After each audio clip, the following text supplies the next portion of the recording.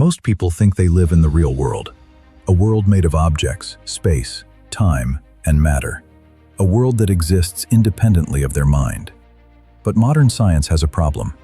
It's discovering that reality may not be what we think it is.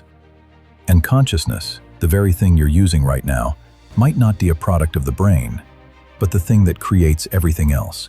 This is the consciousness paradox. You experience a stable, colorful, detailed world. But your brain doesn't receive a stable, colorful, detailed reality. It receives flashes of light, fragments of sound, electrical noise, and chaotic impulses. The world you think you see isn't out there. It's a controlled hallucination generated by your mind. Neuroscientists call it predictive processing. Your brain does not wait for reality. It guesses reality. And your senses only correct the guess when it's wrong. That means your everyday experience, your reality, is a story your brain is telling itself. And yet, it feels completely solid. Here begins the paradox. If the brain creates consciousness, why can't science explain what consciousness is? Neurons fire, chemical signals move, electrical patterns appear. None of that explains experience. How does the physical brain create the feeling of being you? How does matter create thoughts? How do atoms create awareness? This is what philosopher David Chalmers calls the hard problem of consciousness. And after decades of neuroscience, no one has solved it. Some scientists believe we may be asking the wrong question. What if consciousness does not come from matter? What if matter comes from consciousness? This idea, once considered fringe, is gaining support in physics, neuroscience, and information theory. It's called idealism or panpsychism, and in simple words it says, consciousness is fundamental, matter is secondary. Space, time, particles are expressions of consciousness, not its source. Just like waves are expressions of the ocean, this reverses everything we assume about reality. And surprisingly, some experiments support it. Quantum physics has a strange message. The physical world doesn't exist in a definite state until it is observed.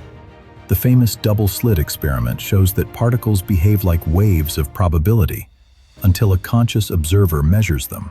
When no one is looking, reality becomes blurry, undefined, non-physical. Only observation collapses it.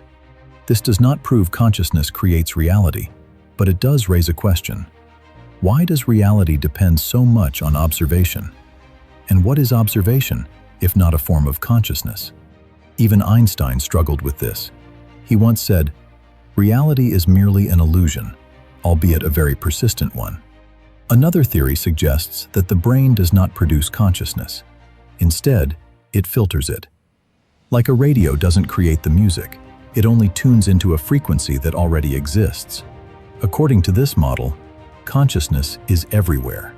The brain limits it, focuses it, localizes it. And when the brain stops, the signal might continue. This aligns with near-death experiences, deep psychedelic states, and the strange consistency of human mystical visions. Different cultures, different eras, same patterns. Maybe the brain isn't a generator. Maybe it's a receiver. But there's one more possibility. We live in a simulation. Not a video game, not a computer, but a structured informational reality that behaves like code. Rules, constants, mathematical precision. Everything in the universe looks like it was designed by something intelligent. Not necessarily a being, but a framework. If this is true, consciousness might be the player and the world the interface. And the brain? Just the controller. So what is the consciousness paradox? It's the realization that two contradictory things both appear true. 1. Your brain shapes your perception of reality. 2. Your mind may be shaping the reality your brain perceives. You are inside reality, but reality might also be inside you. Consciousness could be the foundation of everything, the canvas on which the universe paints itself. And if that's true, you are far more powerful than you think. This is only the beginning. Our world is stranger, deeper, and more mysterious than science can currently explain. This has been The Consciousness Project. If you want more episodes like this, subscribe, and open your mind.